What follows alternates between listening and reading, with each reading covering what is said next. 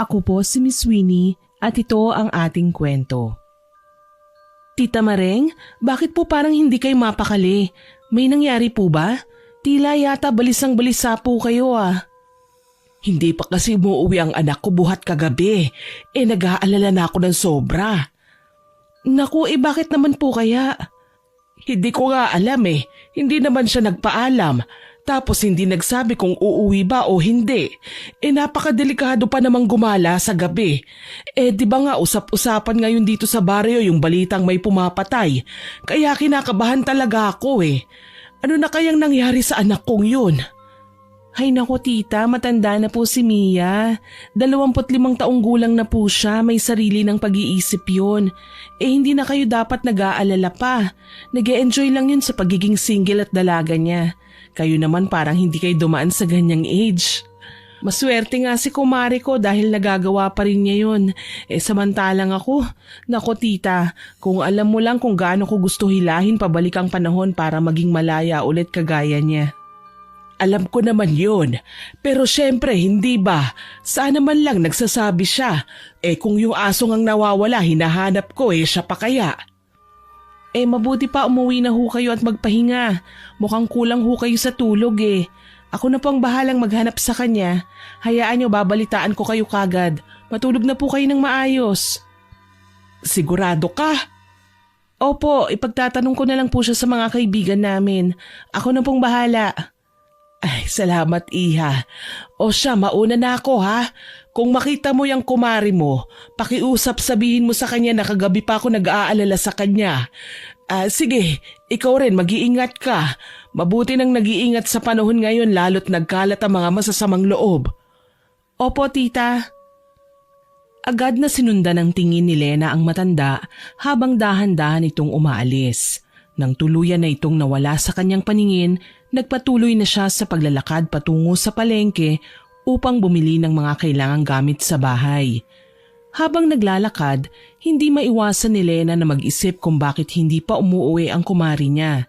Napapaisip tuloy siya kung ano ang nangyari dito. Si Lena ay may anak na 9 na taong gulang. Siya ay 28 anyos na. Noong siya ay 19, nabuntis siya ng kanyang nobyo, kaya maaga siyang ikinasal. Malapit si Lena sa palengke nang mapansin niyang may isang pamilyar na figura na nakatayo sa di kalayuan. Ang kanyang asawa, tila ba may hinihintay ito. Oh, Randy, anong ginagawa mo dito? Akala ko ba nasa trabaho ka? Out of town kayo, hindi ba? Ano kasi, napaaga yung balik namin. Mabilis kasi natapos yung seminar ng boss ko. Talaga? Bakit nandito ka? May hinihintay ka ba? Wala. Ang totoo niyan, naalala ko kasing namamalengke ka ng ganitong araw kaya inabangan na kita. Akin na yung dala mong basket, ako na magbibitbit. Salamat. Pero di ba sabi mo baka magtagal kayo doon kaya hindi ka pa makakauwi? May nangyari ba? Wala nga. Natapos lang talaga sila na maaga. Tsaka, bakit ba ang dami mong tanong? Parang ayaw mo yata na makauwi ako agad Uy, hindi Alam mo namang palagi kitang namimiss kapag nag-out of town ka Ako din naman Namiss ko kayo ng anak ko. Tara na, tapusin na natin kagad ang pamamalengke para naman makauwi na tayo kagad. Miss na miss ko na ang luto mo Ang sarap kasi, walang katulad. Bolero ka talaga. Sige na, tara na. Agad na naglakad ang dalawa papasok ng palengke. Ngunit sa kalagitnaan ng kanilang pamimili, nakaramdam ng kakaiba si Lena. Pakiramdam niya ay may nagmamasid sa kanya. Agad siyang napalingon sa iba't ibang direksyon upang tignan kung may tao ngang nakatingin pero wala naman. Ayos ka lang ba? Sino bang hinahanap mo? Hindi lang ako komportable. Hindi ka komportableng kasama ako? Hindi yon. Kanina ko pa kasi nararamdaman na parang may nakatingin sa atin Kinikilabutan na nga ako kanina pa Alam mo, wala ka naman dapat na ipagtaka kung may titingin man sa'yo. Kasi, ang ganda-ganda mo. Hindi ganon. Iba ito, Randy. Habang abala si Lena sa pagmamasid sa paligid, bigla na lang siyang may nabangga. Sa lakas ng impact, bahagya siyang napaatras at muntik na niyang mabitawan ang mga hawak niyang supot ng gulay at karne. Pagtingin niya, nakita niya si Mia na parang nagmamadali at tila natataranta ang muka. Hawak nito ang kanyang dibdib at parang nagulat din sa nangyari. Ay, Lena, pasensya na, hindi kita nakita. Oh, Mia, ikaw pala. Oh, buti magkasama kayong dalawa. Aba, ngayon ko lang kayo nakita ulit ha. Di ba pare, parang kailan lang nung makita kitang may ibang kasama ah. Anong kasama? Ano yun, Randy? Oo, may nakita akong kasama niyan. Maganda, sexy, maputi. Ano ba yan? Bakit mo sinasabi yan, Mia? Ano ba kasing nangyayari? Wala yun. Baka yung nakita niya nung kasama ko yung boss kong babae. Sigurado ka ah? Oo naman. Kilala mo naman si boss, di ba? Oo. Ay, siya nga pala Mia. Alalang-alala na sa'yo ang nanay mo. Hinahanap ka niya sa akin kanina. Mabuti pa umuwi ka na. Hayaan mo siya. Ano ka ba? Anong hayaan? Kawawa naman yung nanay mo. Kasama ko yung boyfriend ko eh. Tsaka bakit kasi hahanapin pa niya ako? Hindi naman na ako bata. Kaloka. Bakit kasi hindi ka nagpapaalam? Sige na, umuwi ka na para hindi na mag-alala sa'yo si tita. Oo na. Ikaw naman, sisermonan mo pa ako. Paminsan-minsan na nga lang kami ng boyfriend kong magkasama eh. Naku, ang landi. Alam mo, mabuti pa mag-asawa ka na. Asawa? Naku, hindi pwede. Tsaka na yun.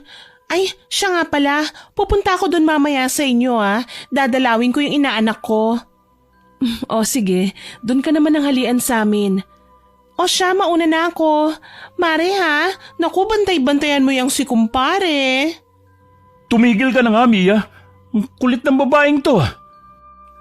Habang paalis si Mia, agad na napansin ni Lena na sinundan ito ng tingin ni Randy. Hindi basta simpleng tingin, parang may mali siya, parang may iniisip na hindi maganda. Napakunot ng noo ang babae sabay iling. Hoy Randy, ano yung tingin mo na yan ha? Ha?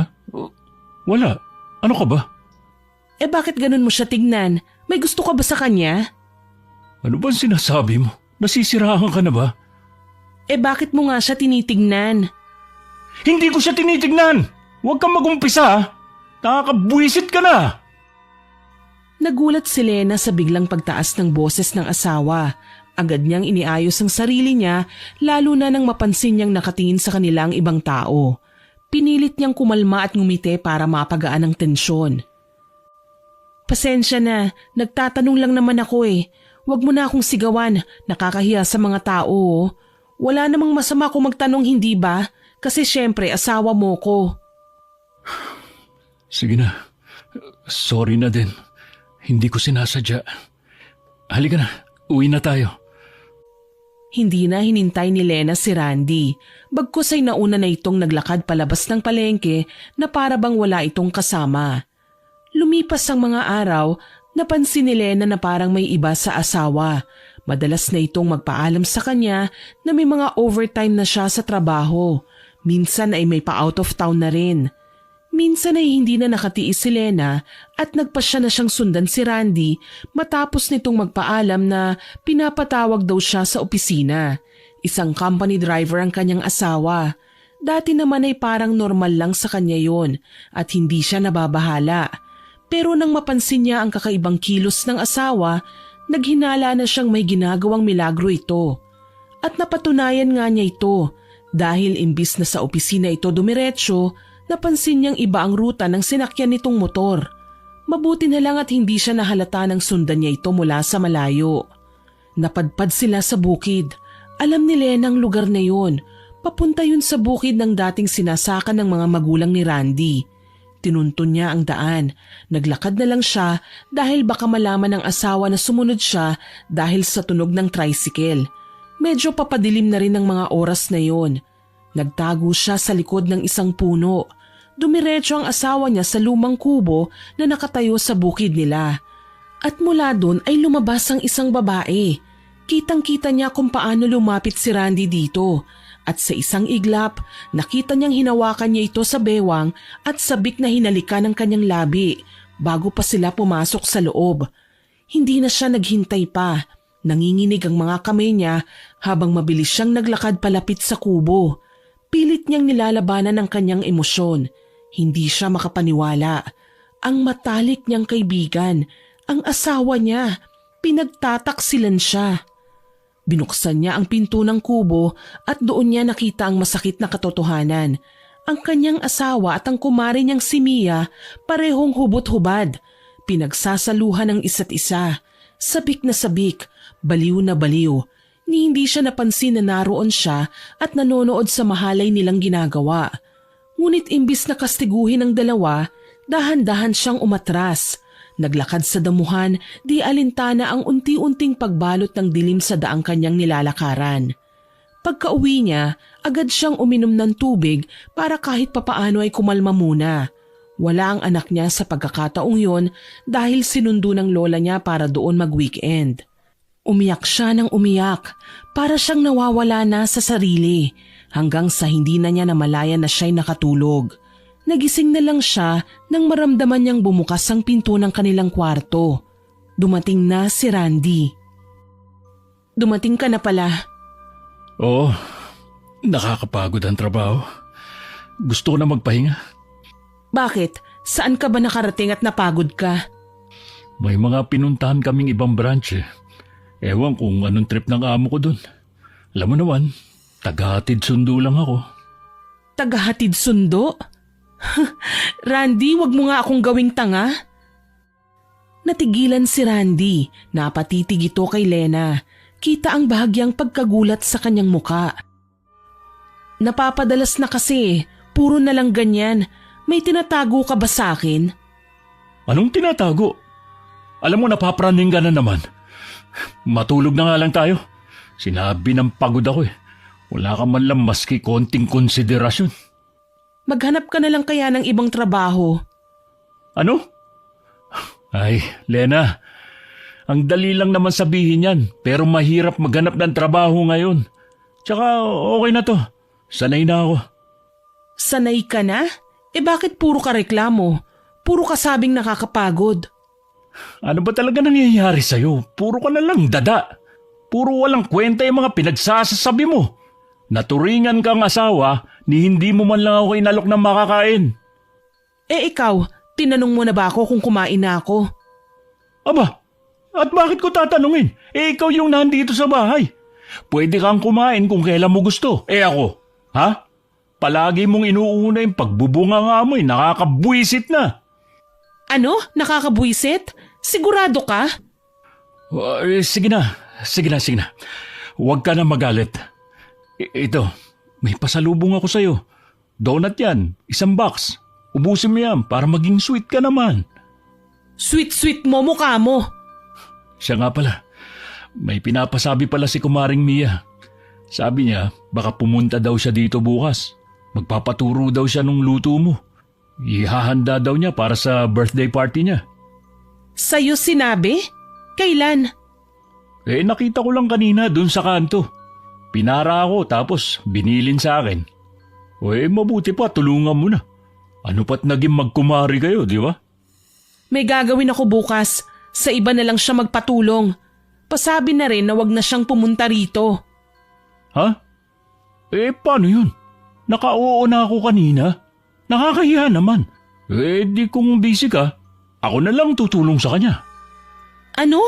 Ayaw ko nga siyang papuntahin dito, di ba? Uy, huwag ka namang ganyan sa kanya. Pinagseselosa mo ba siya? Huwag ganun. Kumari mo yun. Tinutoyo ko lang eh.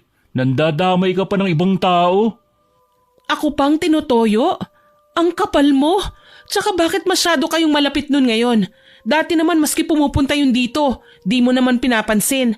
Bakit ngayon parang concern ka sa kanya? Natural. Sa palaging pag-iimbita mo sa kanya dito sa bahay, di naging close kami. Parang kaibigan na rin ang turing ko sa kanya. Ikaw, ang dumi ng isip mo talaga no? Ha? Close lang ba talaga? Natural. Kung ayaw mo may makaklose ako sa kumari mo, huwag mo silang papuntahin dito. At saka pwede ba? Kung ganito ng ganito, huwag ka nang magkumare. Pinipiloso po mo ba ako? Mabuti pa, matulog ka na lang. Ano yun, Donut? Kung ayaw mo, papakain ko na lang sa aso.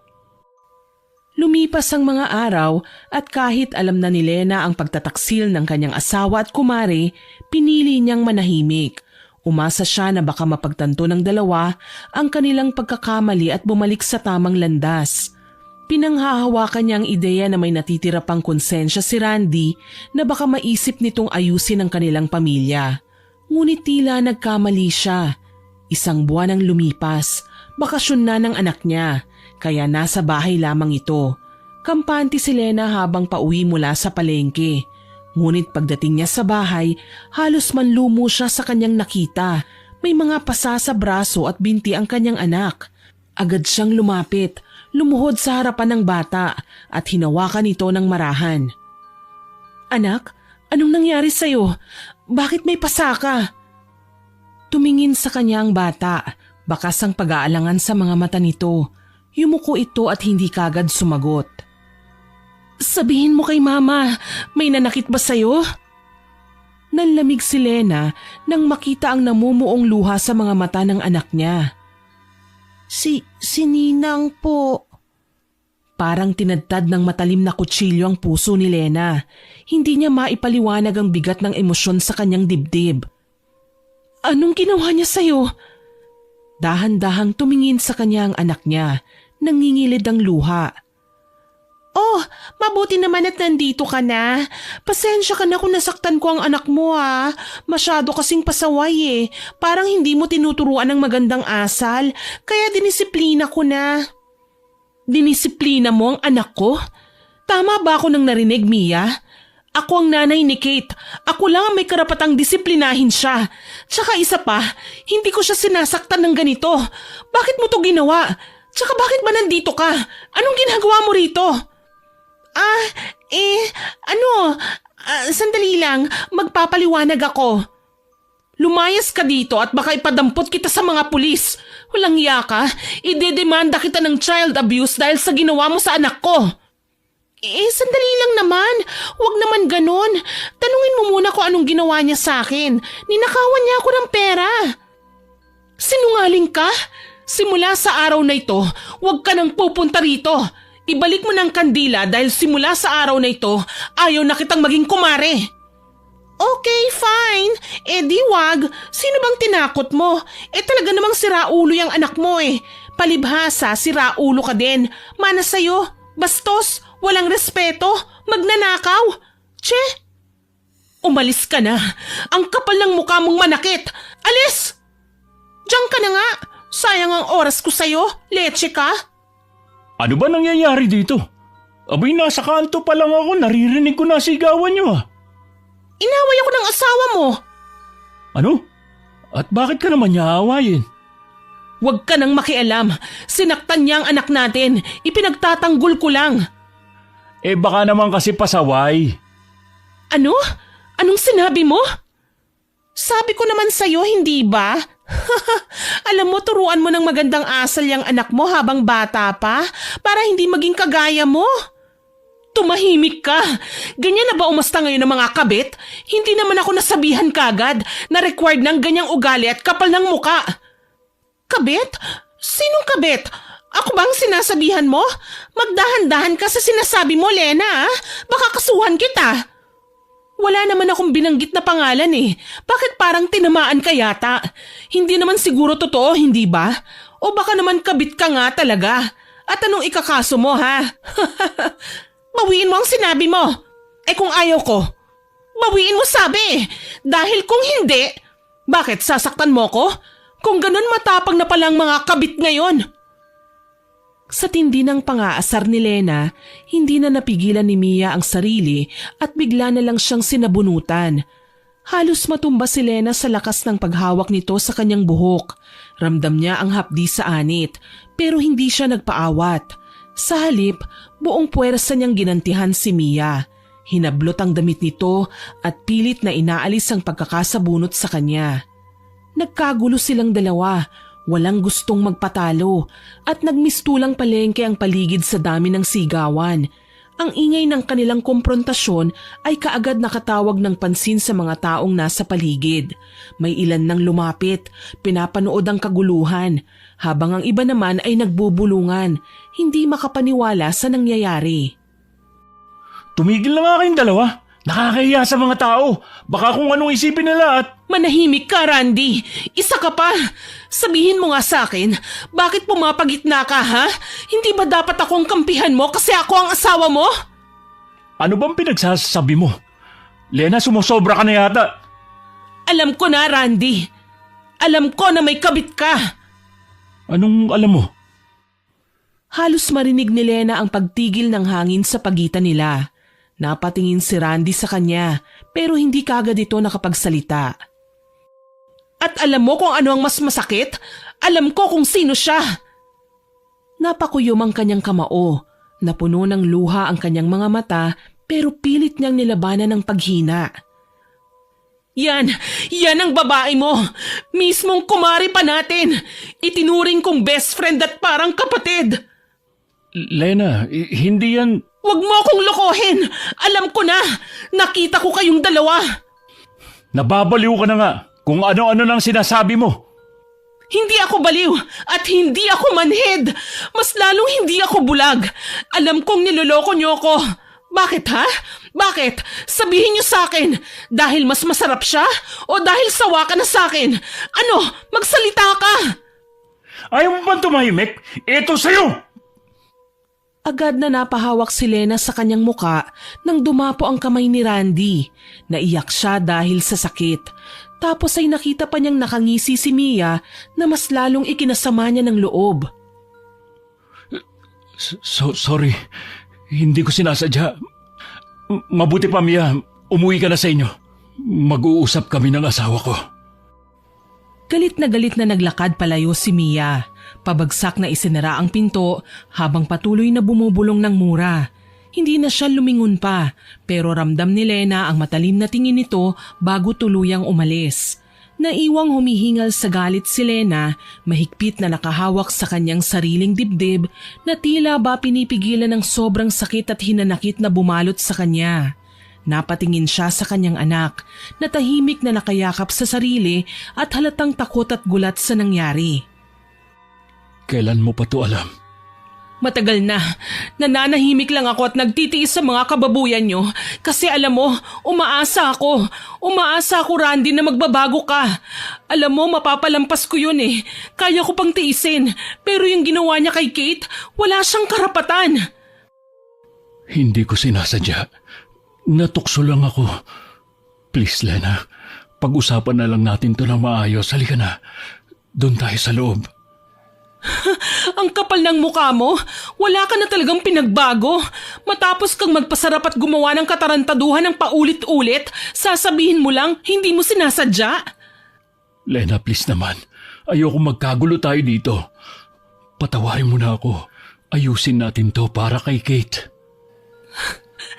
Para kay Kate? Ngayon mo lang naisip ang anak natin? Nung nasaktan na siya ng babae mo, nasan ka? Lena, mahal ko kayo. Mahal? Ang kapal talaga ng mukha mo, Randy. Kung mahal mo kami, hindi mo hahayaang saktan ng babae mo ang anak natin. Hindi nakasagot si Randy. Napayuko ito.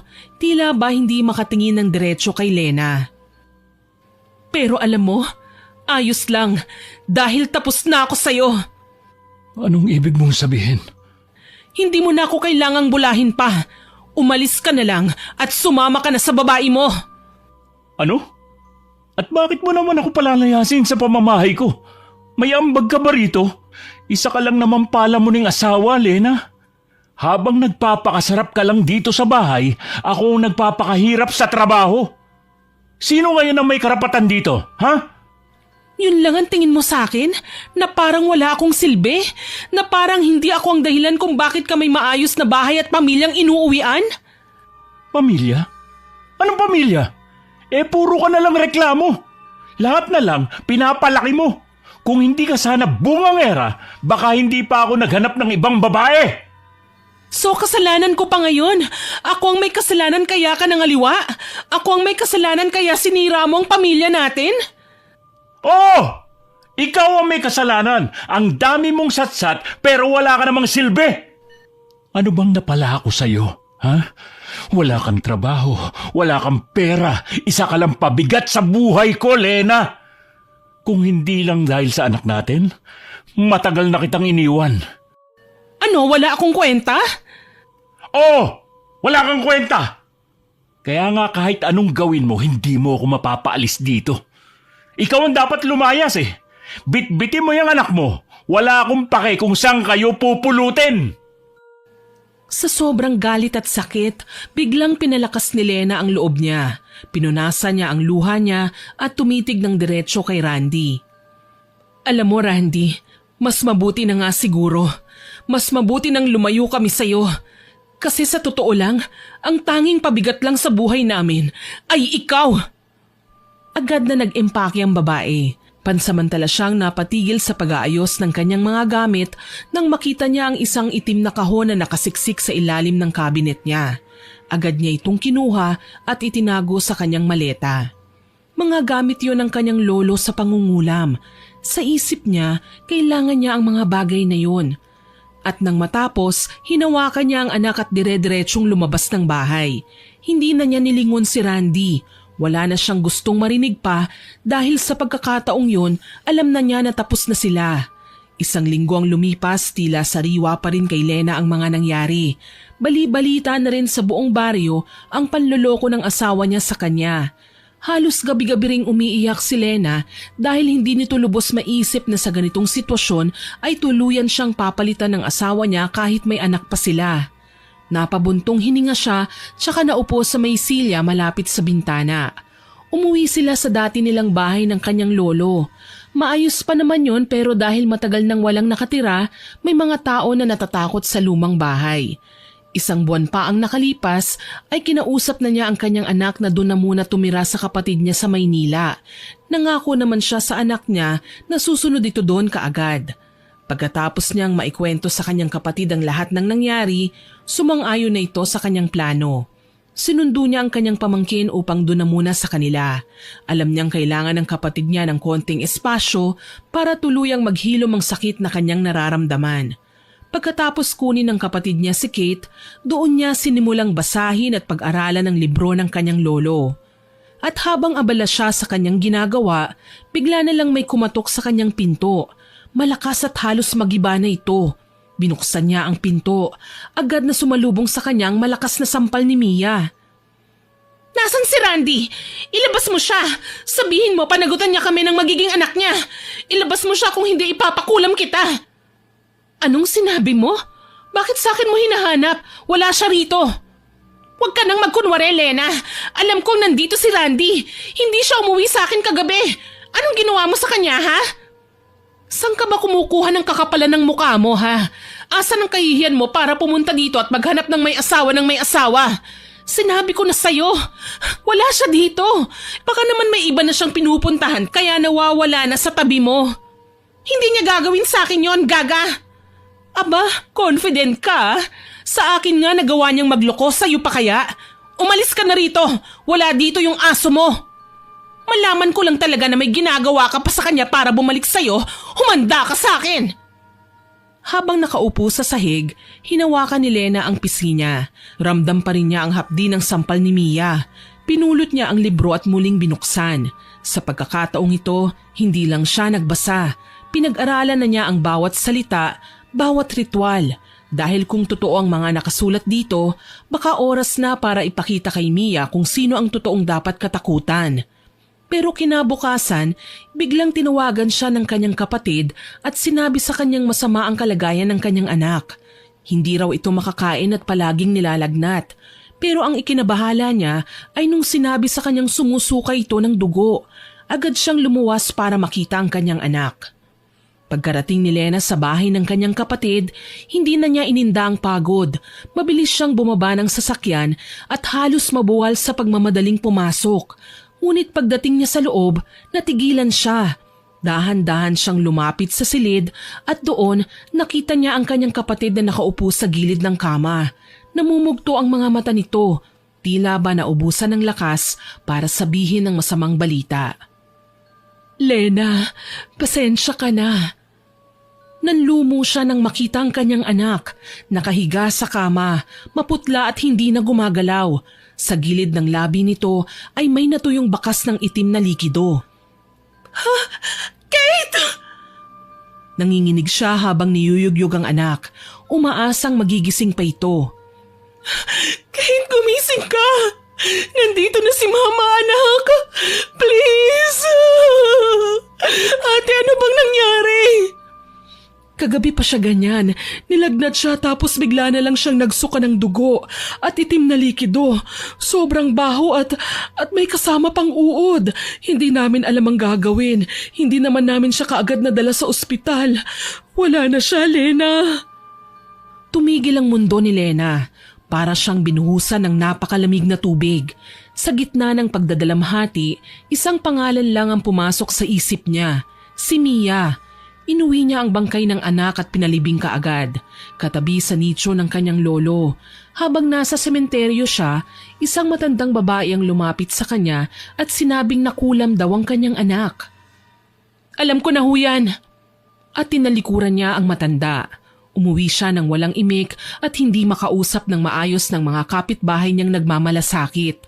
Bandang hapon, habang nagpapahinga siya sa loob, bigla siyang sinugod ni Randy. Anong ginawa mo sa anak ko? Anong ginawa mo? Nakatanggap si Lena ng isang malutong na sampal galing sa asawa nito na naging dahilan ng pagkatumba niya. Dahan-dahan namang tumayo si Lena na para bang alam na niya na mangyayari ito. Anong ginawa ko? Ako? Ako talaga, Randy? Oo, ikaw! Ikaw ang ina niya. Dapat ikaw ang nag-alaga sa kanya. Dapat ikaw ang nag-ingat sa kanya. Pero ano? Binaliwala mo. Pinabayaan mo mamatay ang anak natin. Napakapit si Lena sa pader upang hindi na muling matumba. Ramdam niya ang hapdi sa pisngi pero wala yun kumpara sa sakit sa puso niya. Pinagmamasdan niya si Randy, puno ng galit ngunit hindi niya makita ang lungkot sa mga mata nito. Alam mo kung ano ang totoo? Hindi ko pinabayaan ang anak natin. Pinatay siya at alam ko kung sino ang may gawa nito. Ano na namang kalukuhan yan? Si Mia, Randy. Si Mia ang pumatay kay Kate. At ikaw ang dahilan kung bakit nagawa niya yon. Lena, tama niyan. Tumigil ka na sa mga kwentong yan. Ano? Hindi mo matanggap?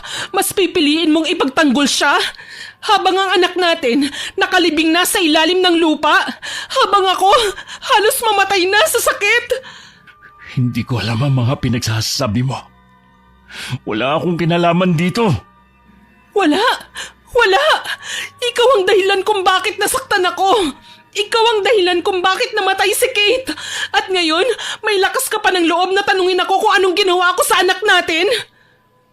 Hindi nakasagot si Randy. Dahan-dahang tumalikod ito at walang imik na umalis.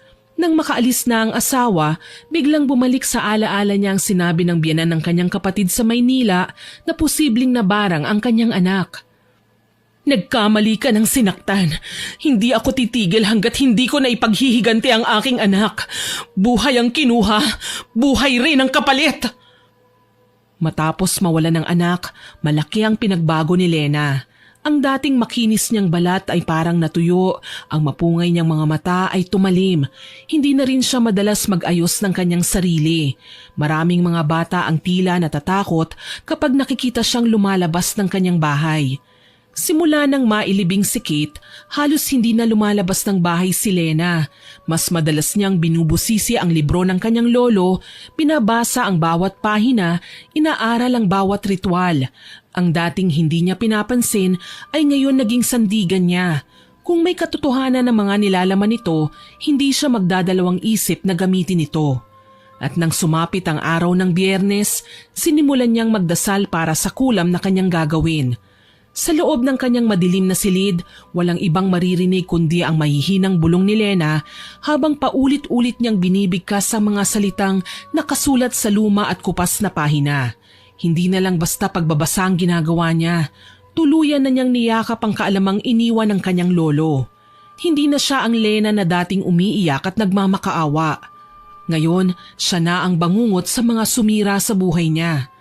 Habang patuloy sa pagbigkas ng orasyon, unti-unting lumamig ang paligid. Ang dating mahina niyang bulong ay lumakas ng lumakas. Unti-unting naging matigas at galit na galit. Sa gitna ng silid, sa ibabaw ng isang lumang mesa, nakalatag ang larawan ni Mia.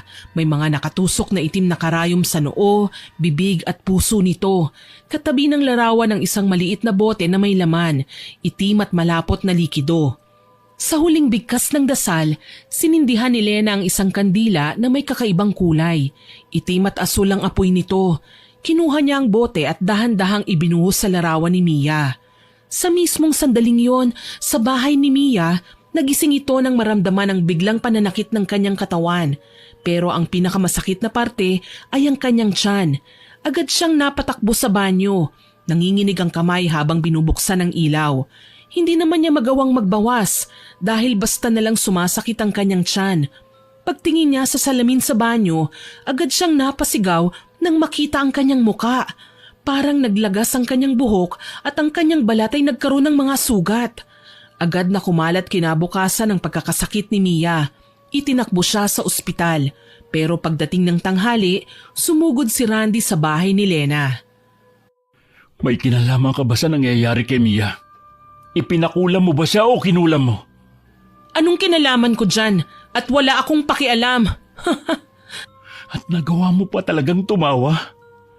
Ganyan ka na ba talaga kasama ngayon, Lena? Baka nakakalimutan mo, buntis si Mia. Maawa ka naman. Ano naman ngayon? Wala akong pake.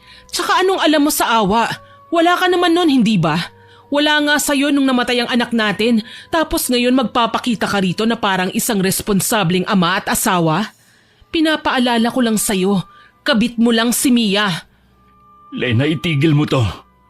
Dahil kung may mangyaring masama sa kanila, hindi kita mapapatawad. Kilabutan ka sa sinasabi mo. Wala akong ginagawa sa kanya. Hindi pa nga ako nagsisimula eh. Ako na kagad ang pinagbibintangan nyo. Walang hiya ka! Sinakal ni Randy si Lena. Halos hindi na ito makahinga. Nagpumiglas siya, pero mas lalo lang hinigpitan ng lalaki ang pagkakasakal sa kanya. Nang mapansin niya ang namumutlang mukha ng dating asawa at ang panlalabo ng kanyang mga mata, napilitan siyang bitawan ito. Bumagsak si Lena sa sahig. Agad na hinawakan ang kanyang leeg habang habol-habol ang paghinga. Nanginginig siya pero hindi siya umiiyak. Sa halip, dahan-dahan siyang tumingala kay Randy. Anong klaseng demonyo ka? Kaya kong gawin lahat, Lena. Kaya pag-isipan mong mabuti kung ano yung mga ginagawa mo. Hindi ako magdadalawang isip na pumatay. Tandaan mo yan! Inagawan ako ng asawa. Namatay ang anak ko. Sa palagay mo, may pakialam ako? Tsaka bakit ako ang sinisisi mo? Hindi naman ako mangkukulam ah. Karma lang ang sumisingil sa inyo. Hindi ako! Lena, kahit anong gawin mo, hindi mo na maibabalik si Kate. Tama na! Oo, hindi ko na nga siya maibabalik. Pero hindi ibig sabihin, hindi kita pwedeng parusahan. Ano? Ikaw na ang susunod, Randy. Hayop ka! Oras na may mangyari sa mag-ina ko. Humanda ka. Papatayin kita. Babalikan kita! Walang lingon likod na umalis ang lalaki. Naiwan si Lena na nakatulala. Hindi niya lubos maisip na ganun kamahal ng lalaking yun ang kanyang kumari, ang walang ya at traidor niyang kaibigan. Nang hindi niya na matanaw ito, pumasok siya sa loob ng kanyang kwarto. Naupo siya sa sahig at sinimulang magsindi ng mga kandila. Marahan niyang binuklat ang libro. Matapos siyang pagbantaan ni Randy, wala nang ibang sumiksik sa isip niya kundi ang makapaghiganti. Takot din siyang mabalikan nito at patayin. Pinilit niyang pakalmahin ang kanyang sarili. Panandali ang pinikit ang kanyang mga mata at muling binasa ang orasyon. Hinawakan niya ang larawan ni Randy, ang lumang larawan nila noong bagong kasal pa sila. Pinunit niya yon at itinira sa kanyang kamay ang bahaging may larawan ng kanyang asawa. Maya-maya ay kinuha niya ang isang karayom at itinusok ito sa paa. Hindi mo ako kayang takutin. Bago mo pa ako mabalikan, titiyakin kong hindi ka na makakalapit sa akin. Dama ni Lena ang kakaibang enerhiya na bumalot sa kanya. Sa mga sandaling yon, ramdam niyang parang hindi na siya nag-iisa sa kanyang ginagawa. Parang may sumasabay sa kanyang nilalang at nakikinig sa kanyang mga panalangin. Samantala, nakahiga si Mia sa bahay. Namumuo ang pawis sa kanyang muka at halos hindi makahinga. Ang kanyang mga mata ay namumula at parang lumubog. Tila mabigat din ang kanyang paghinga. Sa kanyang sinapupunan, ramdam niya ang paggalaw ng kanyang dinadala. Ngunit imbis na masiyahan, nakaramdam siya ng takot. Alam niyang may kung anong hindi tama. Bigla siyang napahawak sa kanyang bibig. May mainit na likidong dumaloy mula rito. Nang kanyang tignan, nanlaki ang kanyang mga mata. Itim ang kanyang isinuka. Malapot at may maliliit na gumagalaw sa loob nito. Mga uod. Sinubukan niyang sumigaw pero walang lumabas na tinig sa kanyang bibig. Gusto niyang tumayo, tumakbo palabas para humingi ng tulong pero hindi niya magawa. Para siyang nakatali, parang may pumipigil sa kanyang katawan. Sa kabilang banda, si Randy naman ay nagising mula sa isang masamang panaginip. Basang-basa siya ng pawis at habol ang hininga. Naramdaman niya ang matinding sakit ng kanyang mga paa, parang pinulikat ng matindi. Mia! Dali-dali siyang tumayo at tumakbo papunta sa silid ng kinakasama. Pagdating niya kasi galing kay Lena, hindi muna siya dumiretso sa silid. Hindi niya namalayan na nakatulog na siya sa sofa.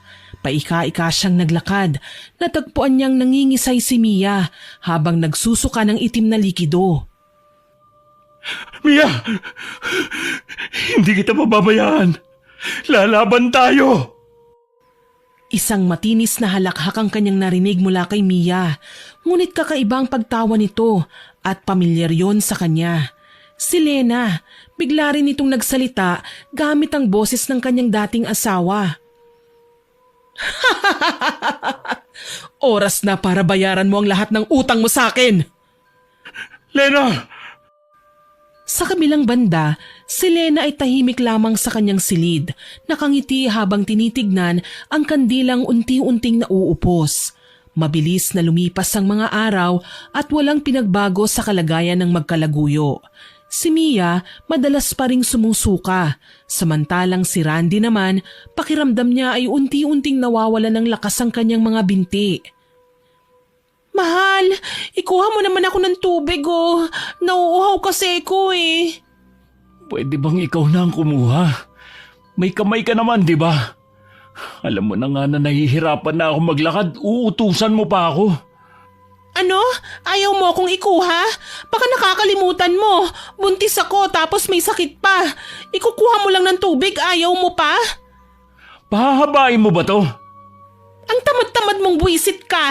Alam mo sana hindi mo na lang hiniwalayan kasi ang asawa mo eh.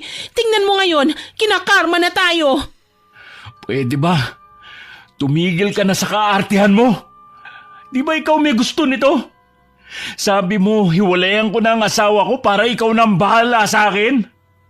Tapos ngayon kung makapagsalita ka, akala mo ako lahat ang may kasalanan? Eh sinong sisisihin ko? Sarili ko? Sinasabi mo bang ako ang may kasalanan kung bakit ito nangyayari sa atin? Sana pala, hindi na lang talaga kita pinatulan eh. Kasalanan mo to eh. Ikaw ang may kasalanan nito. Ano bang nangyayari dito? Bakit kayo nag-aaway? Nay, tulungan mo naman ako. Pakiramdam ko kinukulam ako. Maghanap kayo ng manggagamot o albularyo. Please, Nay, hirap na ako. Napailing ang ginang habang tinitignan ng kanyang anak na si Mia na umiiyak sa sakit at labis na hinagpis. Sa halip na maawa, sumiklab ang galit sa kanyang dibdib. Ayan ang napapala mo sa katarantaduhan mo! Inay! At anong gusto mong gawin ko, ha? Aayusin ko ang gulong ginawa mo, ha? Karma yan. Mabuti nga sa'yo. Nay naman Huwag mo na akong sisihin. Hindi lang naman akong may kasalanan dito, Si Randy rin. Pareho naming ginusto to. Pero ikaw ang babae, Mia. Ikaw ang pumatol sa lalaking may asawa na. Ikaw ang pumili ng buhay na ito. Akala mo siguro, dahil iniwan ni Randy si Lena, ikaw na ang panalo? Ngayon, sino ang talo? Nay, mahal ko si Randy. Mahal? Anak, hindi pag-ibig ang dahilan kung bakit kayo nagkatuluyan. Ang totoo, puro kasakiman ang dahilan ng lahat ng ito. Hindi ka na kontento sa kung anong meron ka. At ngayon, tignan mo ang sarili mo. Matagal na kitang gustong pagsabihan, pero matigas ang ulo mo. Akala mo, makakakuha ka ng mas magandang buhay dahil sa kanya kaya mo pinatulan. O ngayon, tingnan mo, buhay ka pa ba? Hindi nakaimik si Mia. Sa salamin, nakita niya ang sarili. Hindi na siya ang dating maganda, sariwa at masayahing babae. Ngayon para na siyang isang tuyot na bangkay. May nangingitim na balat at malalim na mata. Ang buhok niya ay malagas-lagas na at ang labi niya ay halos tuyo na at maitim. Diyos ko, anong nangyayari sa akin? Hindi mo na kailangan tanungin, anak. Ang tanong, paano mo ito tatanggapin? Inay, hindi ko kayang mamatay ng ganito. Ang daming hindi mo kinaya, Mia. Hindi mo kinaya ang desisyong lumayo kay Randy. Hindi mo kinaya ang paninindigan sa sarili mong ginawa. At ngayon, hindi mo rin kayang tanggapin ang kapalit ng kasalanan mo. Hindi ko to kasalanan, Inay. Hindi lang ako ang may kasalanan. Bakit hindi ka lumapit kay Lena? Humingi ka ng tawad. Baka sakaling maawa siya sa'yo. Hindi ko kayang humarap sa kanya. Baka kung anong gawin niya sa akin. Anong mas kinakatakutan mo? Si Lena o ang impyernong dinadanas mo ngayon? Kung talagang may kumukulam sa'yo, ikaw lang din ang makakatigil nito, Mia.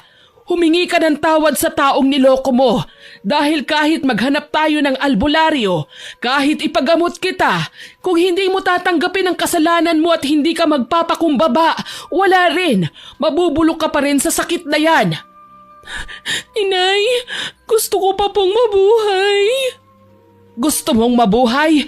Kung ganon, aminin mo sa sarili mong nagkamali ka at magpakumbaba ka sa taong sinaktan mo. Humagulgol si Mia pero hindi siya sumagot. Ngunit sa kabila ng kanyang maaanghang na salita, hindi rin niya nagawang tiisin ang kanyang anak. Kahit pa alam niyang bunga ng maling desisyon ni Mia ang nararamdaman, hindi niya kayang hayaan itong maghirap sa kanyang kalagayan. Tumawag siya ng manggagamot. Pagkakita pa lang sa kanilang dalawa, agad nang sinabi nito na sila ay mga biktima ng pambabarang. Isang malakas at mapusok na mambabarang ang gumawa noon sa kanila. Sinabi ng albularyo na malaki ang galit sa kanila ng taong yon kaya nagawa silang parusahan at taniman ng sumpa. Sinasabi ko na nga ba si Lena, Nay, siyang may gawa nito sa amin. Hayop talagang babaeng yon. Ngunit ang mas ikinagimbal nila, sinabi ng albularyo na kailangan dalhin sa ospital si Mia upang matignan at maialis na ang patay na sanggol sa kanyang sinapupunan. Hindi totoo ito. Inay, sabihin mo nagsisinungaling lang siya. Buhay pa ang anak ko. Buhay pa siya. Anak, kailangan nating tanggapin. Wala na siya. Hindi ako papayag. Diyos ko, anak ko. Wala na ang anak ko. Kasalanan mo ito! Kung hindi mo iniwan si Lena, kung hindi mo ako pinilit, hindi tayo kinakarma ng ganito! Kasalanan mo ito, Randy! Mia, kung may magagawa lang ako para ibalik siya, gagawin ko. Pero hindi na natin mababawi ang anak natin. Hindi ko man lang siya nakita. Hindi ko man lang siya nayakap. Mia, anak, kailangan mo lang sumama sa ospital. Delikado ka kung hindi natin aalisin ang bata. Hindi matatapos to, Inay. Hindi matatapos to hanggat hindi ko napapanagot si Lena. Pabawi ako. Ipapapatay ko siya. Sisiguraduhin kong mararanasan niya ang impyerno bago siya mamatay. Huwag mo nang dagdagan ng sumpa natin, Mia. Tapos na ang laban natin kay Lena. Kung may natitira ka pang pagmamahal sa sarili mo, kalimutan mo na siya. Hindi mo ako mapipigilan. Hindi ko siya mapapatawad. Dahil habang nabubuhay ako, hindi ko titigilan ang babaeng yon. Hindi na nakaya ni Aling Maring ang nangyayari. Unti-unti siyang lumabas ng bahay at iniwan na ang kanyang anak. Dinala siya ng kanyang mga paa sa bahay ni Lena. Tita, may kailangan po ba kayo? Alam ko, mahirap magbintang, mahirap manghusga, pero kasi Lena, yung anak ko kawawa na. Alam kong may kinalaman ka sa nangyayari ngayon sa dalawa. Pwede bang patawarin mo na lang sila? Parang awa mo na. Nag-iisang anak ko lang si Mia at ayokong mawala siya sa akin. Handa akong lumuhod sa harapan mo alang-alang sa anak ko. Maraming kasalanan sa akin ng anak niyo. Pinagbabayaran lang niya ang lahat ng yon. Parang awa mo na, iha. Ako na ang humihingi ng tawad. Hindi po pwedeng puro pagpapatawad ang magiging sagot, tita. Ang anak niyo, siyang sumira ng buhay niya, hindi ako. Lahat ng meron ako kinuha niya. At kung ano man ang nangyayari sa kanila ngayon, labas na po ako ron. Huwag niyo akong pagbintangan sa mga kamalasan nila. Sige na, Lena. Alam kong pinakulam mo sila. Patawarin mo na sila. Tama na, nakaganti ka na. Namatayan na si Mia ng anak. Huwag naman sanang humantong na pati si Mia ay mawala rin. Hindi ba dapat sisihin mo ang asawa mo dahil sa kanya kaya nangyari ang lahat ng ito? Inosente ang anak ko. Wala siyang alam sa pagkamatay ng anak mo. Umalis na po kayo. Wala po kayong makukuha sa akin. Kulang pa po yan kumpara sa mga nangyari sa akin. At hindi po inosente ang anak nyo. Siya po ang dahilan kung bakit namatay ang anak ko. Alam niyo po ba kung bakit? Dahil natatakot siyang bumalik sa akin ng asawa ko. Nagawa niyang patayin ang anak ko para kamuhian ako lalo na ng asawa ko. Hindi po inosente ang tawag doon, kundi kasakiman po. Nagawa niyang pumatay ng tao para lang sa kasiyahan niya. Paano naman po ako? Nawalan ako ng asawa at nawala rin ang anak ko dahil sa anak niyo. Ngayon, paano niyo masasabing inosente ang anak niyo, ha? Naawa kayo sa anak niyo? Sa akin po ba? Tama na. Walang magandang patutunguhan ng paghihiganti. Masusunog ang kaluluwa mo sa kaparusahan ng Diyos. Wala na po akong pakialam. Umalis na po kayo. Wala po akong maitutulong sa anak ninyo. At saka isa pa, hindi naman kayong nagkasala sa akin Ang anak ninyo, bakit kayong humihingi ng tawad? Huling salita nito sabay talikod kay Aling Maring. Sumunod na ito sa ospital nang malaman niya sa mga tao na itinakbo na ang anak sa ospital. Mabilis siyang nagpunta sa ospital. Naabutan niya ang anak na tahimik na umiiyak at mas lalo itong humagulgol nang makita siya. Inay, natatakot na po ako. Baka ako ang isunod ni Lena. Nay, samahan mo ko. Kakausapin ko siya. Hihingi na po ako ng tawad sa kanya. Agad namang sumang-ayon si Aling Maring at tinulungan ang anak na tumungo sa bahay ni Lena pagkalabas nito ng ospital. Kahit nangihina at hirap sa paglalakad, pinilit pa rin ni Mia na pumunta ron upang humingi ng tawad at subukang tapusin na ang lahat ng kanilang hindi pagkakaunawaan. Pagdating nila sa bahay ni Lena, agad nilang naramdaman ang kakaibang lamig ng hangin na sumasalubong sa kanila. Pero hindi nila ito pinansin. Agad silang kumatok at pinagbuksan naman sila ni Lena na noon ay nakasuot ng itim na bestida. Kayo na naman, bakit ba ang kulit nyo? Sinabi ko na ngang wala na akong pakialam sa inyo, hindi ba? Bakit ba balik pa kayo ng balik? Sorry! Bakit ka humihingi ng sorry? Pagod ka na ba? Di mo na ba kaya? Wala pa yan. Hindi pa yan ang bagay sa'yo. Sa totoo lang nakukulangan pa nga ako Lena, pakiusap, tama na. Wala na si Randy. Patay na siya. Tama na. Tama na? Ngayon mo lang naisip yan? Ngayon lang, nung ikaw na ang nahihirapan? Ngayon lang kasi wala na si Randy? Patawarin mo na ako. Ilang ulit pa ba akong dapat humingi ng tawad sa'yo bago mo itigil ito? Alam mo, noon, ako rin lumuhod sa harapan ninyo. Nagmamakaawa, nagdasal sa Diyos na sana wag niyo akong gawing katawa-tawa, na sana wag mong kunin ang asawa ko. Pero anong ginawa mo? Tinapakan mo ko, tinawanan mo ko, ginawa mo kong isang walang kwentang babae sa mata ng lahat. Lena, alam kong nagkamali ako, pero pinagbayaran ko na yun. Wala nang anak ko. Maawa ka na sa akin. Ayaw ko pang mamatay. Ganun ba? Sige, pagbibigyan kita, pero sa isang kondisyon. Ha? Anong kondisyon yan? Umalis si Lena sa harap ng mag-ina.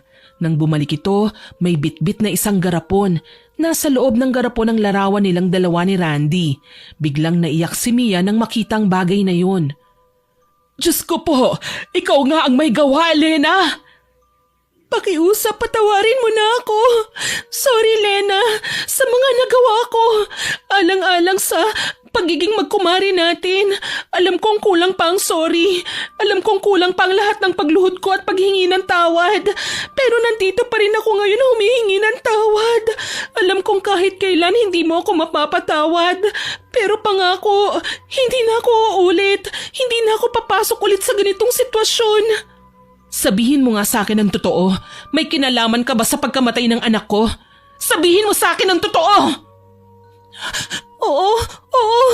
Pero hindi ko sinasadya. Ang sabi ko gawin lang masakitin ng bata. Yun lang ang sinabi ko sa mangkukulam. Pero hindi ko naman akalain na papatayin niya. Hindi mo alam? Talaga ba? Hindi mo alam o alam mo? Kasi magkaiba yon, Mia. Alam mo, hindi ba? Tuwang-tuwa ka pa nga nung makitang galit na galit sa akin ng asawa ko eh. Bakit mo dinamay ang anak ko? Sana ako na lang, Mia! Napakasama mo! Nanatiling tahimik si Mia habang si Aling Maring naman ay halos hindi makapaniwala sa mga narinig niya galing sa anak niya. Hindi niya lubos maisip na dahil lang sa isang lalaki ay magagawa ng anak niya na pumatay ng isang bata para lang matupad ang gusto nito. Agad na tumalikod si Aling Mareng kina Lena at Mia, tsaka tuloy-tuloy na itong lumabas ng bahay. Hinayaan niyang mag-isa ang anak niya doon dahil alam niya sa sarili niya na wala na siyang magagawa kung binabalak talaga ni Lena na parusahan ang anak niya. Sinong mangkukulam ang pumatay sa anak ko, Mia? Hindi ko alam eh. Hindi ko siya kilala. Pero isang beses ko lang siyang nakita. At pagkatapos nun ay wala na. Sabi niya sa akin siya nang bahala sa lahat eh. Sinungaling! Lena, makinig ka. Hindi ko talaga kilala. Wala akong alam. Pero handa akong tulungan ka naman na hanapin ang matanda. Tutulungan kita. Tulungan mo akong hanapin ang pumatay sa anak ko. At pagkatapos nun, malaya ka na. Patatawarin na kita. Agad na lumiwanag ang mata ni Mia dahil sa wakas ay binigyan siya ni Lena ng isang pagkakataon para mawala ang sumpa. Sa loob ng ilang araw ay hindi siya tumigil sa paghahanap sa matanda. Paulit-ulit siyang nagpapaikot-ikot sa baryo para lang hanapin ito pero bigo siya. Humingi siya ng tulong sa mga kakilala at dumayo pa sa ibang lugar. Ngunit kahit anong gawin niya, hindi niya ito matagpuan. Halos mawala na siya ng pag-asa. Samantala, sa kabilang dako, tahimik lamang si Lena habang naglalakad sa madilim na daan pauwi sa kanyang bahay. Nang bigla siyang matigilan nang makabunggo siya ng tao. Mabuti na lang at hindi masyadong malakas ang kanilang bungguan. Nag-alala siya dahil matanda ito. Saglit siyang natigilan, may kung anong pamilyar sa matandang ito. Napakunot ang noo niya habang pinagmamasdan ito. Kayo yung matanda sa sementeryo? Ngumiti ang matanda, isang ngiting may lihim na kahulugan. Mag-isa lang po ba kayo? Hindi sumagot ang matanda, bagkus ay tinignan lang siya nito ng matalim. Lena, bakit mo kasama yung matandang yan? Bakit? Iyan yung matandang kumulam sa anak mo. Mangkukulam kayo? Ngunit imbis na sumagot ay tumawa ng malakas ang matandang babae at itinuro nito si Mia na siyang nag-utos sa kanya na kulamin niya ang bata. Oo, ako nga. Pero hindi ko naman sinabing patayin mo ang anak niya. Mga agaw lang ako ng asawa pero hindi ako mamamatay tao. Dahil sa ginawa mong matanda ka, nasira ang buhay naming lahat. Bakit niyo yun ginawa? Bakit niyo pinatay ang isang inosenteng bata? Bakit? Pagbukas ng bibig ng matanda, isang revelasyon ang kanyang ibinunyag. Matagal na pala niyang kilala si Lena. Hindi ito simpleng pagkikita lang. Noon pa man ay sinusubaybayan na niya ang pamilya ni Lena. Ayon sa kanya, matagal na nitong pinagplanuhan ang lahat.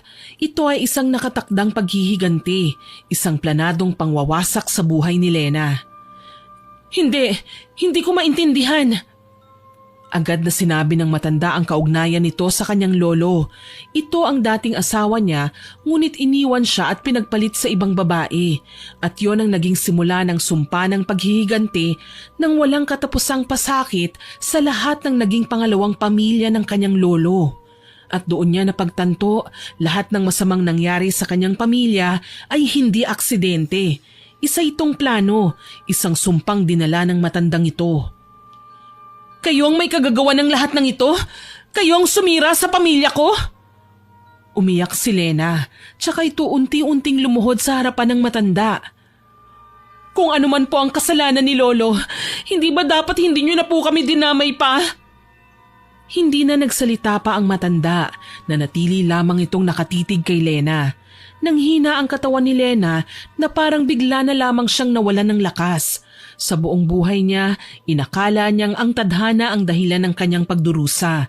Ang pangangaliwa ni Randy, ang pagkawala ng kanyang anak, ang pagkamatay ng kanyang mga magulang at iba pa. Pero ngayong nalaman niya ang katotohanan, mas masakit para sa kanya na meron palang ibang kamay na humawak sa kanyang kapalaran. Ginawang laruan ang kanyang buhay para sa isang paghihiganting wala naman siyang kinalaman. Hindi ito tama. Bulong niya habang nanginginig ang kanyang mga kamay. Nang tinignan niya ang matanda, napansin niyang may bahid ng lungkot ang mga mata nito. Lena! Napalingon siya kay Mia na noon ay nakahawak sa kanyang braso. Kita sa mukha nito ang malubhang pagkatakot at pag-aalala, hindi para sa kanyang sarili kundi para kay Lena mismo. Mas mabuti pang umalis na tayo rito, Lena. Ngunit bago pa sila makagalaw, biglang nagbago ang ekspresyon ng matanda. Lumapit ito kay Lena, tsaka inilapat ang magaspang nitong kamay sa noo niya. Anong ginagawa niyo? Naramdaman ni Lena ang puwersang lumabas sa kanyang katawan. Napahawak siya sa kanyang dibdib, hinihingal at nanginginig. Anong ginawa niya sa akin? Ngumisi ang matanda. Walang pasabi, biglang tumalikod ito at iniwan silang nakatulala. Muling bumagsak sa sahig si Lena dahil sa pagkahilo. Hindi ako papayag na ganito lang matatapos. Anong iniisip mo? Huwag mo nang alamin, Mia. Sa pagkakataong yon siya naman ang naglakad. Iniwan si Mia. Habang papalayo siya, pabigat ng pabigat ang kanyang pakiramdam. Parang may kung anong malakas na kamay na pumipigil sa kanyang pagkilos. Napahinto siya at tumingin sa paligid. Nakita niya ang matanda na nakatayo sa di kalayuan. Nanlaki ang kanyang mga mata nang makita ang hawak ng matanda, isang manika ng mangkukulam. Anong ginagawa niyo? Ngumisi ang matanda, itinaas ang isang kamay at bumigkas ng orasyon sa isang wikang hindi pamilyar kay Lena. Napagtanto niyang hindi niya ito kayang salungatin ng walang laban, kaya tumindig siya at bumigkas din ang sarili niyang orasyon. Sa isang iglap, tila nagkaroon ng dalawang ipo-ipo na nagsalubong sa gitna nila. Ngunit nilamon ng ipo-ipo ang galing sa kanya at sinabi nitong mahina pa ang kapangyarihan ni Lena kumpara sa kanya. Itinaas ng matanda ang kanyang kamay at inihagis ang manika sa puno. Agad na tumilamsik si Lena at tumama ang ulo sa matigas na katawan ng kahoy. Ah! Lena! Si Mia na noon ay nakamasid lang ay hindi nagdalawang isip. Kahit na hindi niya batid kung paano haharapin ang matanda, bumunot siya ng isang matalim na punyal mula sa kanyang bulsa. Isang bagay na matagal na niyang daladala bilang proteksyon. Ngunit hindi man lang niya nasugatan ng matanda. Napatingin siya kay Lena, nakahandusay ngunit patuloy na lumalaban. Gusto niyang tumakbo dahil sa takot sa matandang mangkukulam pero mas nanaig ang kanyang awa sa kaibigan at ang pagnanais niyang makabawi rito. Hindi ko iiwan ang kaibigan ko.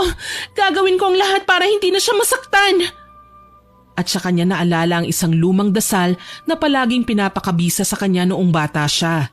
Palaging paalala sa kanya ng kanyang lolo na mahalaga ang dasal na yun. Isang dasal na ginagamit para labanan ng isang masamang nilalang tulad ng mangkukulam. Walang pag-aalinlangan, sinimulan niya itong bigkasin ng buong tapang. Alam niyang wala namang mawawala kung kanyang susubukan. Sa una parang walang epekto, pero habang nagpapatuloy siya, nagsimula nang manghina ang matandang mangkukulam. Nagsimula itong manginig at nagsisisigaw na itigil na ang kanyang ginagawa, pero hindi siya nagpatinag. Ang orasyon na kanyang sinasambit ay tinatawag na orasyon ng liwanag, isang sinaunang dasal ng mga babaylan na naipasa-pasa na sa bawat salinlahi ng kanilang pamilya. Sa kaso ni Mia, dahil nabingit sa kamatayan ng kanyang kaibigan, nagising ang kanyang espiritual na kakayahan. Ang dasal niya ay mas lalong lumakas dahil sa pagnanais niyang lumaban at mailigtas si Lena. Kaya nang binigkas niya ito, ang matandang mangkukulam ay unti-unting nakaramdam ng matinding panghihina. Nanlabo rin ang mga mata ng mangkukulam, nagkaroon ng paso sa kanyang balat at nakaramdam ng matinding sakit ng katawan. Ang matanda ay napaluhod sa lupa. Hawak ang kanyang dibdib. Ang nararamdaman niyang sakit ay parang may apoy na gumagapang at sumusunog sa kanyang buong katawan. Sumigaw ang matanda at nagbitiw ng isang sumpa. Ayon sa kanya, mamatay man siya, hindi nila mababasag ang sumpang iiwan niya. Hindi nagpatinag si Mia. Bagkus, lalo siyang lumapit sa mangkukulam. Hawak pa rin ang punyal. Hindi ka na makakapaghasik ng lagim dito. Ginamit mo pa ako. Walang yakang matanda ka. Sa isang iglap, itinarak niya ang punyal sa lupa, sabay banggit muli ng orasyon. Napasinghap ang matanda, para itong kinakapos na ng paghinga, hanggang sa bigla na lang itong nangisay at nawala ng malay. Kalaunan, nang suriin ni Mia ang matanda, wala na itong pulso, patay na ang mangkukulam. Nakumpirma niyang namatay na ang matanda nang lumabas sa bibig nito ang isang itim na bato. Pinulot ito ni Mia. Si Lena ay patuloy na nakahiga, humihingal at umiiyak. Hindi siya makapaniwala sa nangyari. Bigla namang dumating si Aling Maring. Nanlaki ang kanyang mga mata sa nakita. Nagtatanong ang kanyang mga tingin nang makita ang bangkay ng matanda. Ah, Diyos ko! Ano tong ginawa niyo? Napatigil sina Mia at Lena nang marinig ang nanginginig na tinig ni Aling Maring. Kita sa kanyang muka ang matinding takot at pagkalito habang nakatitig sa bangkay ng matanda. Anak, ano ito? Anong nangyari dito? Dahan-dahang umiling si Mia. Pakiramdam niya hindi na niya kayang ipaliwanag ang lahat. Ramdam pa rin niya ang kirot sa kanyang katawan at ang bigat na dulot ng sumpang tila bumalot sa kanila. Nay, kailangan na nating umalis. Wala na tayong oras. Hindi tayo aalis hanggat hindi mo sinasabi sa akin kung ano talaga ang nangyari. Paano namatay ang matandang ito? Napatingin si Lena kay Mia. Parang hinihintay kung paano ipapaliwanag ng huli ang buong pangyayari. Ngunit kahit siya, hindi niya alam kung paano ipapaliwanag ang lahat. Tita, yang matandang yan. Siya ang kumulam sa anak ko. Siya ang pumatay sa lahat ng mga kamag-anak ko. Kay Lolo, at ngayon muntik na niya akong patayin. Hindi namin siya basta pinatay. Ipinagtanggol lang ako ni Mia. Kung hindi ko siya pinatay, kami ang papatayin niya, inay. Nanlaki ang mata ni Aling Maring. Tila hindi niya kagad matanggap ang narinig. Diyos ko, patawarin kayo ng Diyos sa mga pinaggagawa niyo. Nay, wala nang oras para magpaliwanag. Kailangan na nating umalis dito bago pa may mangyari pang masama. Bakit? Ano pa ba ang pwedeng mangyari? Patay na siya, hindi ba? Bago pa man makasagot si Mia, mahigpit niyang hinawakan ang kanyang dibdib. Parang may kung anong bumibigat sa loob niya. O siya, tara na, bilisan niyo. Umuwi na tayo sa bahay. Lena, sumama ka na muna sa amin. Oo, Nay. Kailangan talagang makauwi na kagad tayo. Delikado dito sa labas. Teka, ano ba yung hawak mo? Tumingin si Mia sa kanyang kamay sa itim na batong nasa hawak nito. Mia, itapon mo na yan. Huwag mong dalhin. Hindi ko pwedeng basta itapon. Baka may paraan para tuluyang basagin ang sumpang iniwan niya sa atin.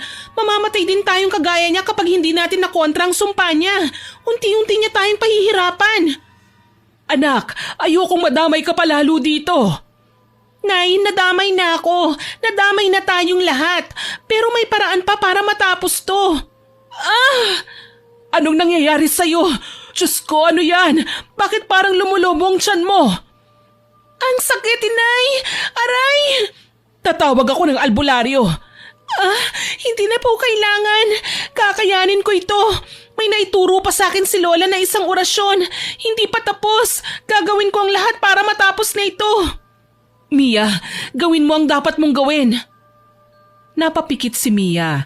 Mahigpit niyang hinawakan ang itim na bato tsaka niya inusal ang isang orasyon.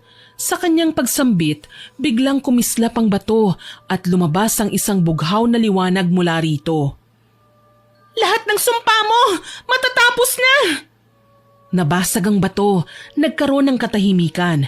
Ang malamig na hangin ay humupa na. Bumalik sa dati ang tiyan ni Mia. Diyos ko, tapos na ba ito? Tapos na po, Inay. Tapos na. Para silang nabunutan ng tinik sa dibdib, tinignan niya si Lena at sa unang pagkakataon may tunay na kapayapaan sa mukha nito. Pasensya ka na, Lena. Sa lahat ng nangyari, patawarin mo ko. Hindi kagad sumagot si Lena. Sa halip, lumapit ito kay Mia at mahigpit lang niyang niyakap. Wala na tayong dapat na pag-usapan pa tungkol sa nakaraan. Tapos na ito at nangyari ng lahat. Napaiyak si Aling Maring habang pinagmamasdan ng dalawang babae. Hindi niya inakalang sa dami ng kanilang pinagdaanan, magkakasundo pa rin sila sa huli. Halina kayo, umuwi na tayo. Sandali lang. Randy, buhay ka? Lumapit si Randy kay Lena at inalalaya ng kanyang dating asawa. Umuwi na muna tayo. Mag-usap tayong dalawa, Lena.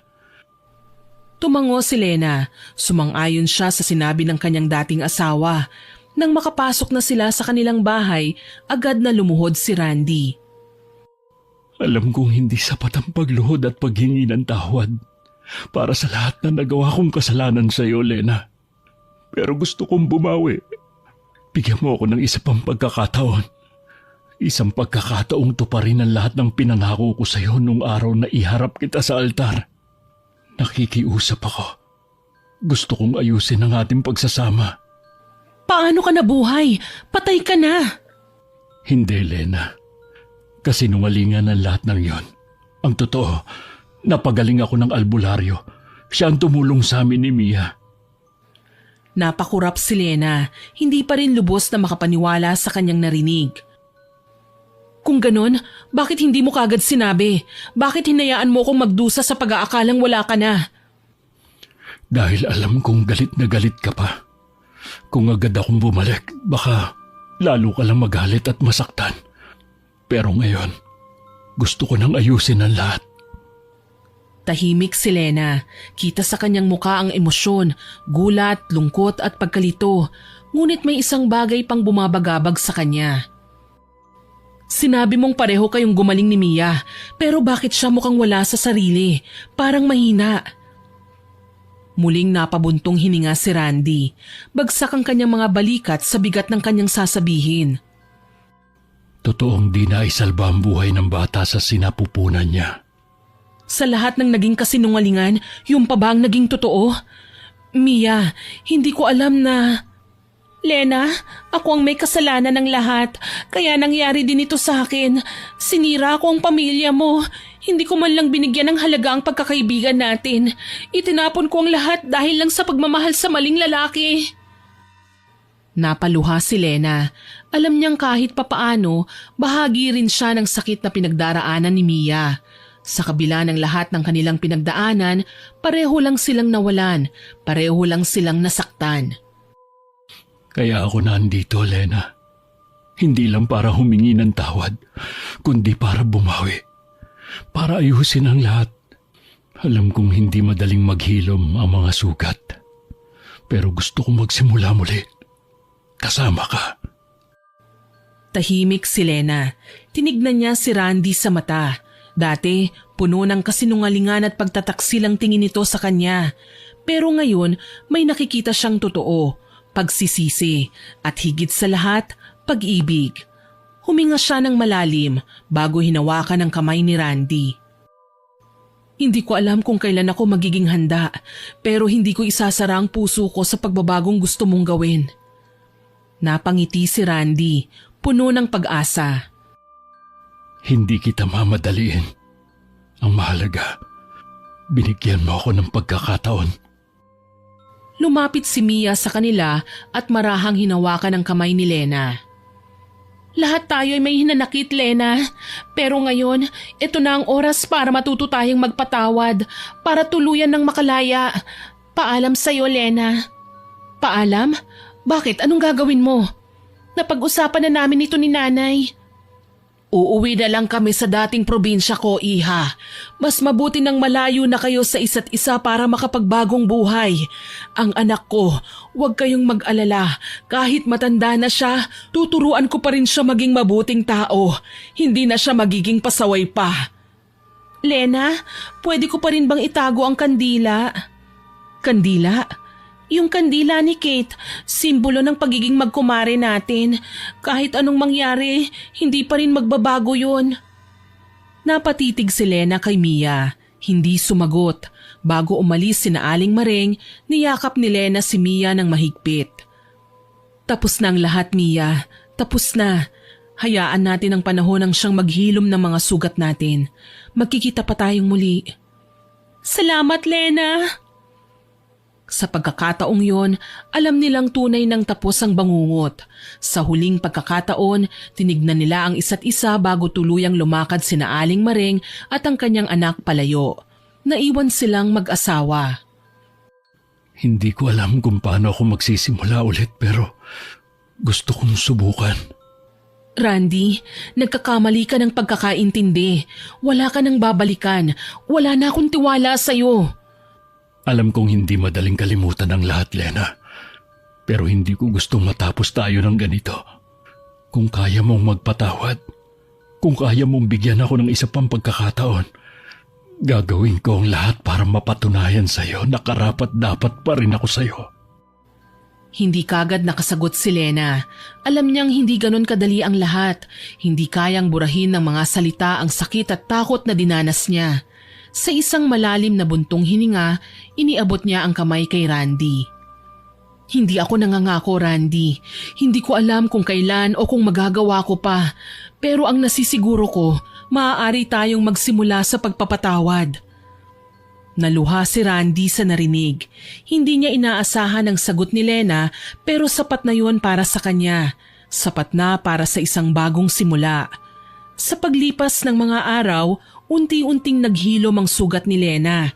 Hindi naging madali ang proseso dahil may mga araw na bumabalik sa kanya ang galit, ang sakit mula sa kanyang pinagdaanan. Pero dahil sa pagsisikap ng kanyang asawa, sa bawat pangunawa at pagpapatunay ng kanyang pagbabago, unti-unting nabuksan muli ang puso ng babae. Nagpatuloy si Randy sa kanyang pangako. Hindi siya sumuko sa kabila ng pag-aalinlangan ni Lena. Pinatunayan niya sa gawa, hindi lang sa salita, na kaya niyang maging isang mabuting asawa. Ipinakita niya ang kanyang tunay na pagsisisi, hindi lang sa pamamagitan ng mga regalo o matatamis na salita, kundi sa kanyang paninindigan na hindi na muling mauulit ang kanyang mga pagkakamali. Sa huli, dumating ang araw na natanggap na ni Lena na may pag-asa pa sila. Hindi dahil nakalimutan na niya ang sakit, kundi dahil pinili niyang bitawan ito at bigyang pagkakataon ang pagmamahal na minsang nawasak. Muli silang bumuo ng panibagong yugto ng kanilang buhay, mas matatag, mas may tiwala sa isa't isa at mas may tunay na pagmamahal. Naway nagustuhan niyo ang aking ibinahaging kwento. Hanggang sa muli, ako po si Miss Winnie na nagpapasalamat sa inyong pakikinig.